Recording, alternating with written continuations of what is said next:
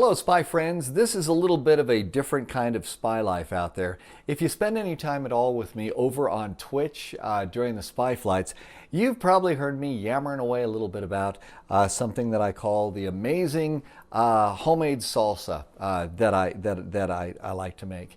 This is actually my sister's recipe. I've modified it just a little bit, and you're going to be shocked at just how easy this is. You're basically going to open up 3 cans. You're going to need a pot and a stove and a spoon, and that's really just about it. And the first thing that you're going to start off with is secret weapon number 1, and that's this stuff right here. This is Stokes Green Chili. And this, you can get it with chicken or pork. And so I usually get the pork version. The chicken is just as good. And most of the time you can shake it just a little bit and it just comes right out. Obviously with the camera rolling, it's not going to do that today. So you got to help it out a little bit.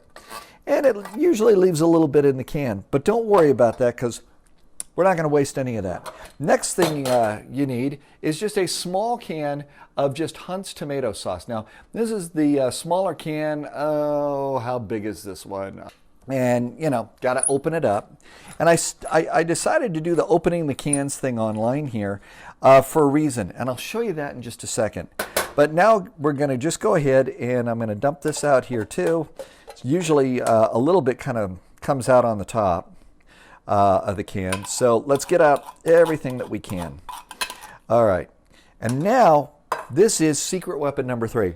And this is really a good secret weapon.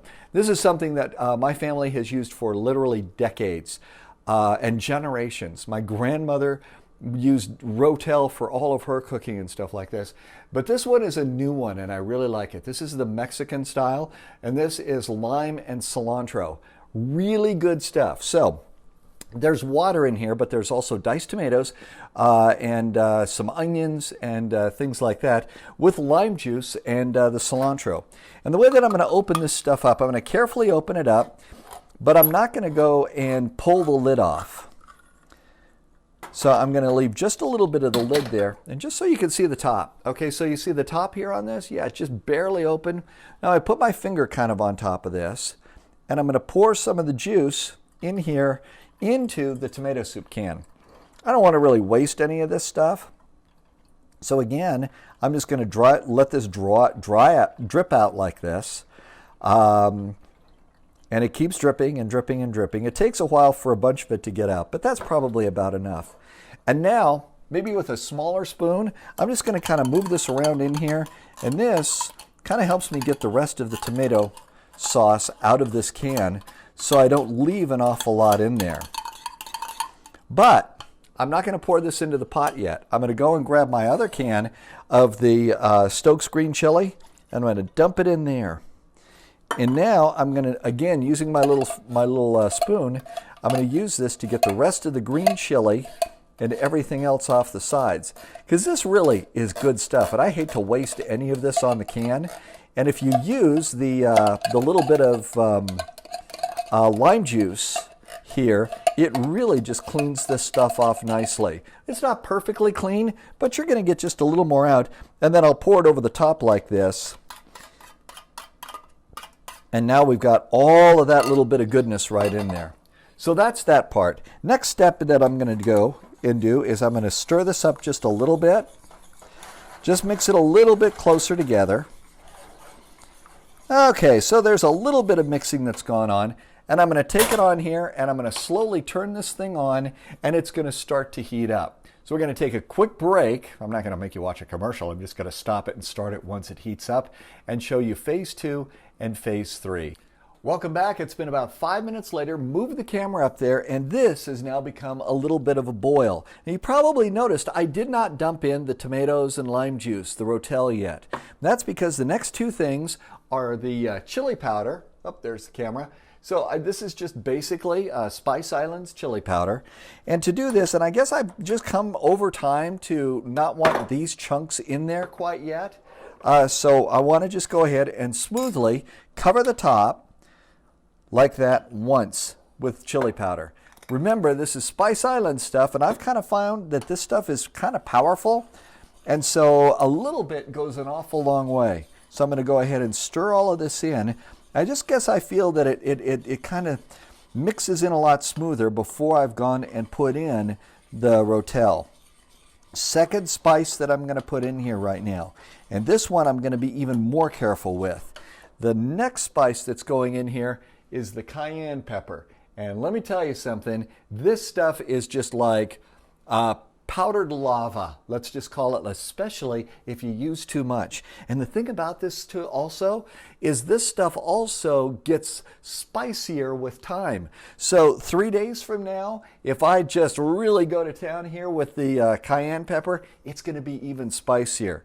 So when it comes to the cayenne pepper, I'm just going to lightly, very lightly, cayenne pepper this. Very lightly. And that's going to be about it. And then I'm going to do a really good job of mixing this stuff in. So all the spices are now in. And then it's time to go in and dump in the stuff, the rotel. And be careful when you do dump this in. It's fun to dump stuff into your pot, but this has also gotten really hot right now. And you're probably wondering, you're saying, hey, this is salsa. Salsa isn't hot. Well, wait till you see what we're going to put into this stuff. And I'm going to mix this in, and we'll be back in about another 5 minutes. Last big step in this process. This thing has been allowed to simmer up a little bit, so everything in there is nice and hot. Fact is, it's really hot because it's time for the last ingredient. And I kind of cheat here. I just go and I grab some already grated 4-cheese Mexican cheese. Doesn't have to be Sargento, it can be whatever you like. But yeah, I would just as soon eat than spend my time grating cheese. And so what I'm going to do here is open it up, reach in there. Yes, I washed my hands before I started to do this. And I just put in a very, as you can see, super generous helping of cheese. This is why it is that I make this stuff and I make it hot. And so now all I'm going to do is just stir the cheese in. And again, if this is hot enough, the cheese is going to just melt right in here. And that's pretty much what you want. And the cheese, of course, is going to be the last thing that you're going to want to put into this as well, too. So everything is good and hot, and otherwise you get those big clumps of cheese, and nobody wants big old clumps of cheese or anything like that. One last thing, I generally use corn chips for these.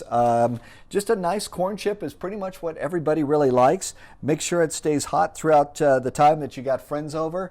And this is the kind of thing that turns you into, a rock star. And I am no chef or anything like that, but people kind of think I am.